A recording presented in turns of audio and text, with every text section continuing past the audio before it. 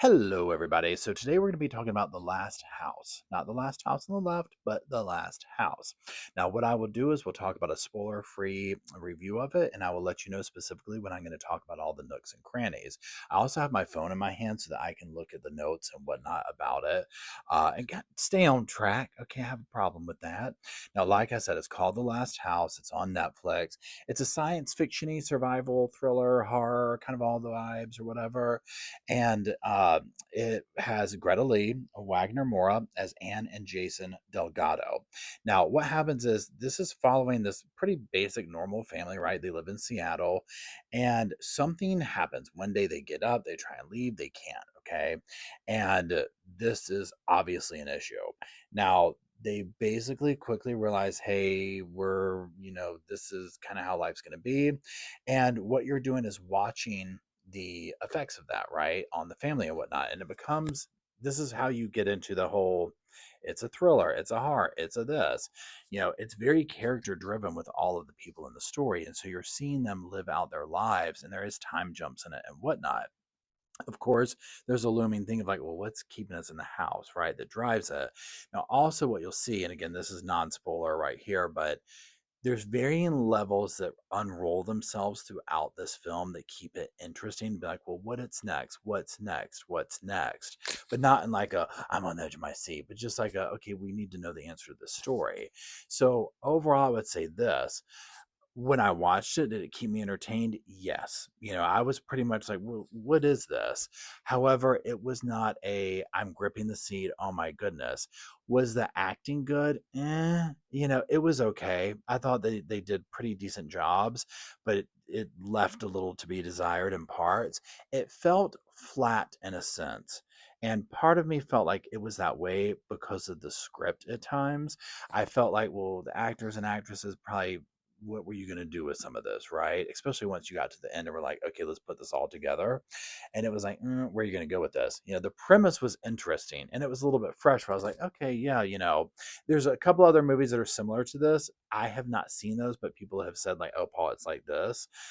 So for me going into it and not knowing those other films, I was like, this is unique. Like, how are they going to find their way out of this situation and what's really going on? Okay. So in that way, I enjoyed it. Again, I'll have to say the ending for me was a little bit like, really not totally disappointing, but I had questions about it. So I watched this at home. Obviously, it's on Netflix. Overall, to me, it was giving like a made for Netflix movie, right? With the budget, with all the things about it. Like what in my time we would call like made for TV or made for sci-fi channel. And maybe they still do that. I don't know. But it had that energy to it, but it was a step above that, like a few steps above that. It was much better than that, but not like oh my God, if I had gone to the theater, this is how I do it. If I had gone to the theater and paid the exorbitant fees that you paid just to walk in the door and like have a drink, I would have been a little bit like, really?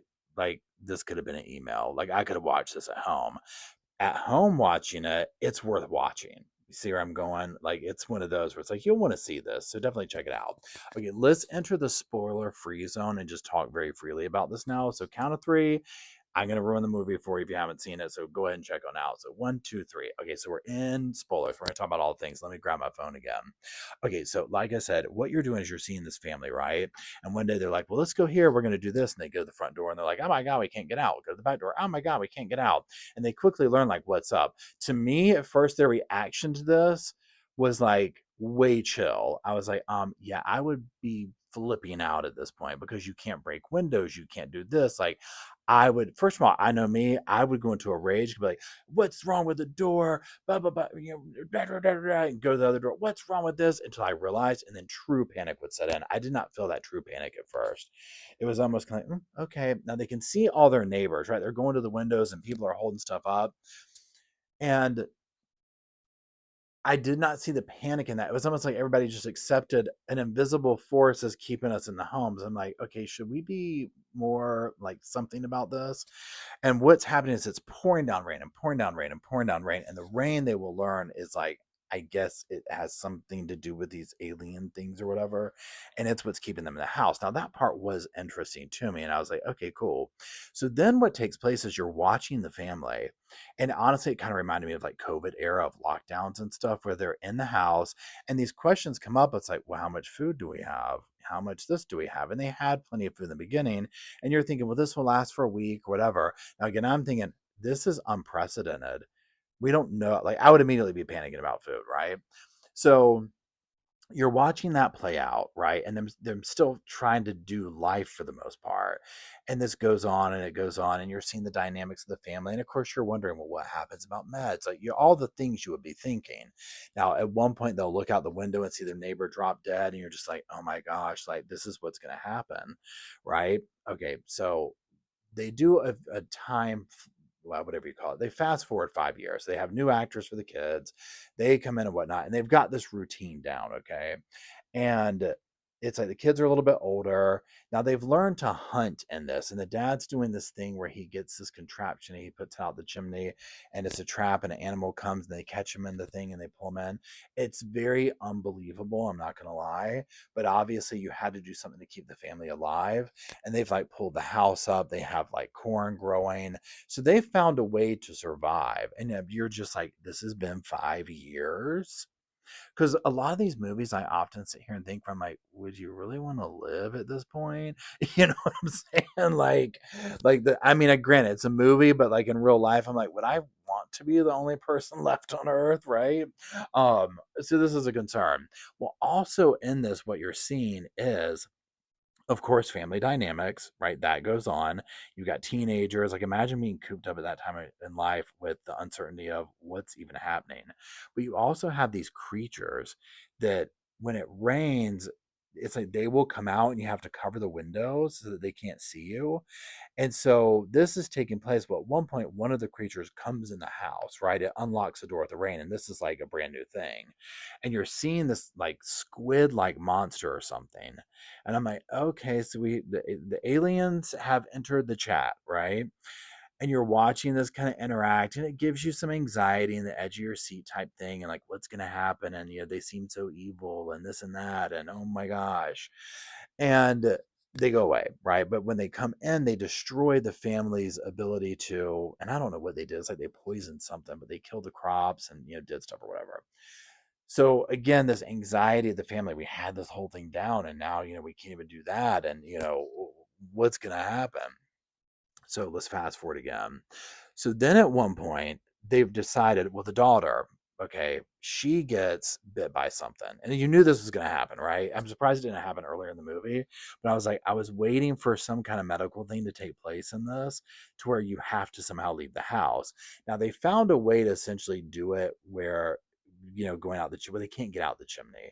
So they do the little hunting thing through there. But whenever you go outside, like, you're risking these alien things then finding you, right? So they figure out that they can essentially go through this underground thing and go through the sewage and find their way to a neighbor's house. And the mother's the only one that can fit through this. So she goes over there, and essentially she's like, why does the house look flooded? And she's looking for the meds and whatnot. She finds it, and all of a sudden the house floods, right? And these squid things are like all going through. And so it's another layer where you're like, okay, so the squids control this water, and they're now flooding this house, but how do they know? There's some confusion with that. And again, I'm thinking about it a little bit too much, okay? Um, there's some confusion with this, because it's like, what? And the anxiety of like, will the mom get back? Well, the mom gets back, she has the drugs and all that or whatever. Okay, so then eventually these squid things, or whatever the hell they are, okay, they will flood their house, right? And they'll do that, and it's like the ending of the movie, basically, you're all going towards.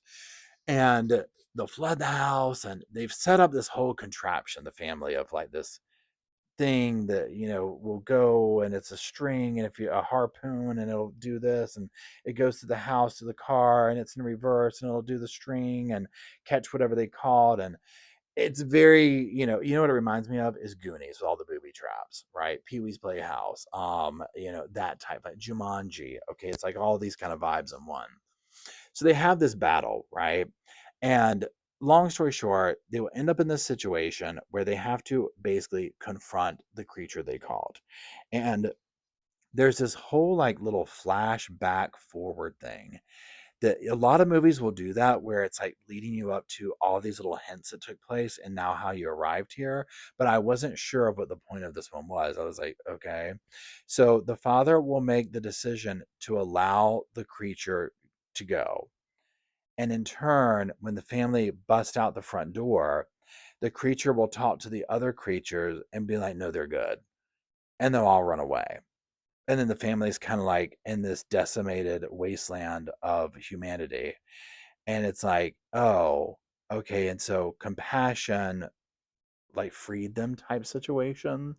And that's where I was like, oh, oh, it felt like a movie in this respect that was trying to be almost like pleasing everybody, almost like we want to keep it PG-13. We could go here. We're going to make a Disney version of this, that kind of energy. So it was very lackluster. I was just like, okay. Um, but again, it was interesting and it was like a cool premise, but it just wasn't the hype that I thought it was going to be. But again, if you look back at films again, like from my time, like, so I was born in 77, you look at 80s, 90s, early 2000s, compared to now, where it's like, yeah, Netflix is just like the McDonald's drive through. Like, okay, boom, boom, boom. You want a number 10? Do you want ice cream? Sorry, you can't have it. The machine's broken, pulling up. The bar is very low, okay? But even in that respect, it wasn't bad and it's worth watching. But just know that you're most likely going to be like, huh? Like, okay, well, that could have been something. Now, maybe this is some movie that's like there's a lot of lore to it and it's a whole world that I don't know of. And you're like, no, Paul, you don't get it. This is like, the third installment of this and you're missing the point. And that might be it, right? But if this is just some random standalone movie, I'm like, yeah, it was entertaining, but it was just kind of, but aren't most movies these days? It's hard to find good ones. That's why I like coming here trying to share them with you. So, anyways, if you watched it, let me know what your thoughts were on the parts we talked about. I'm dying to know. And if there's something that you're like, oh, Paul, you need to go check this out, well, let me know what that is too. Okay. I'm going to go to the movie theaters this weekend, so I'll report on like an actual movie that's out or whatever. So let me know. Anyways, that's it. Thank you for being here. Make sure to check out all the channels that I have. They're down in the description below. And again, let me know what you think of this one, and we'll talk soon.